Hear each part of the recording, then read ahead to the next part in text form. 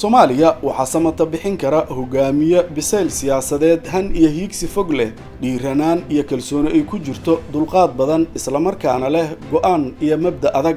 Soomaaliya ma doonayso siyaasi sida ay dabaysha laamaha geedku u lusho hadba mar dhinac aada laga diiwaan geliyo hadalla kala jiha u socda oo isburinaya, ku dhex luma mawjadaha culus iyo duufaanta ka dhalata hardanka siyaasadeed ee gudaha iyo loolanka juqraafi siyaasadeed ee dibadda.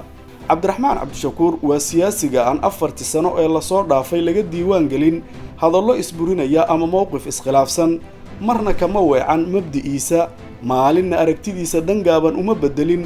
duruufiha adkaa ee soo maray wuxuu ku wajahay deganaan, dulqaad, garasho iyo go'aan ka fiirsasho leh. Wuxuu aaminsan yahay in qaranka la dhiso ee qofka hogaaminaya loo guulwadayn, sababtoo ah qofku wuu tagayaa, waxa baaqi noqonaya waa qaranka. annaga waxaan rabnaa in la dhiso institutions, ma rabno individuals in la dhiso. haddii Cabdiraxmaan Cabdishakuur bari xil ku guulaysto, noolow iyo waar iyo adaa jiray haydhihinina igala xisaabtama waxa ammaanaha ii dhiibateen. annaga waxaan rabnaa dawladda isla xisaabtamaa. Hoggaanka waqtigiisu dhamaaday wuxuu hanti badan ku bixiyay in la amaano, balse Cabdiraxmaan Cabdishakuur wuxuu wataa aragtita ka duwan oo ah in shacabka loo awood siiyo in ay la xisaabtamaan hoggaankooda, wuxuuna u arkaa inay tahay mid ka mid ah sunnaha dawladnimada oo furo u ah hanaqaadka qaran sharcigu sareeyo ee uusan shakhsigu sareyn. Sayyidina Umar bin Khadaab asoo khudbaynayo memberka hadlaya masaajidka dhexdiisa ayaa nin reer baadiya saa intuu fiiriyo oo khudbadaas ay ku dhageysanayna laba go oo dheeraad ah wadata. markaas wiilkiisa Cabdullaah ayaa u jawaab, markaas aabay waa nin dheero anaa go'aygi ugu daray, haddaan ku maqlaynaa hadal uu yiri.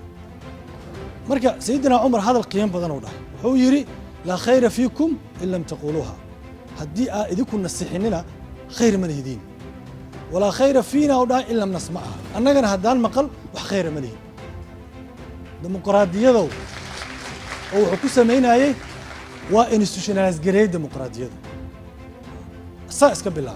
Cabdiraxmaan Cabdishakuur dhalanteedka ma hadlo, dhuumaalaysi kuma shaqeysto, dhabta ayuu ka hadlaa si dhibka looga baxo. Wuxuu sawiraa taariikhdii la soo maray si loogu cibro qaato, wuxuu sifo ka bixiyaa halka maanta la joogo, wuxuu tilmaam tolmoon ka bixiyaa halka loo socdo.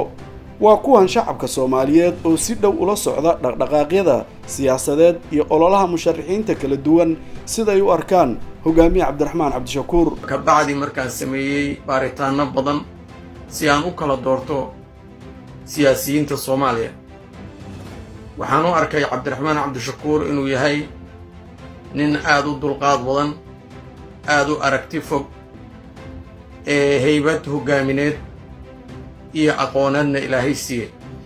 sidaas ayaan ku doortay inaan ka mid noqdo taageerayaashiisa, waxaanan aaminsanahay inuu yahay Soomaaliya ninka samata bixin kara, iskuna wadi kara.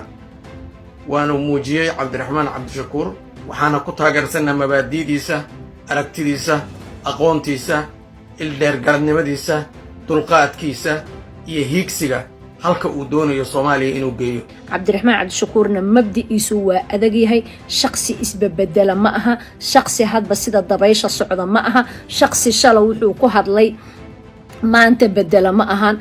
That's the way aan u jeclahay. waa nin aqoon-yahana, waa nin xagga diinta islaamka ka dhisan. qofku markuu diinta islaamka ka dhisan yahay waxyaabo badan ayuu ka dhowrsadaa oo waxyaabo badan ayuu ka fogaanayaa. haddaba xildhibaanada baarlamaanka 11aad waa in ay rumeeyaan rabitaanka shacabka ay matalaan oo ay doortaan hal doorka lagu hanweyn yahay ee Soomaaliya hiigsiga fog iyo horumarka la doonaya musharax madaxweyne Cabdiraxmaan Cabdishakuur Warsame.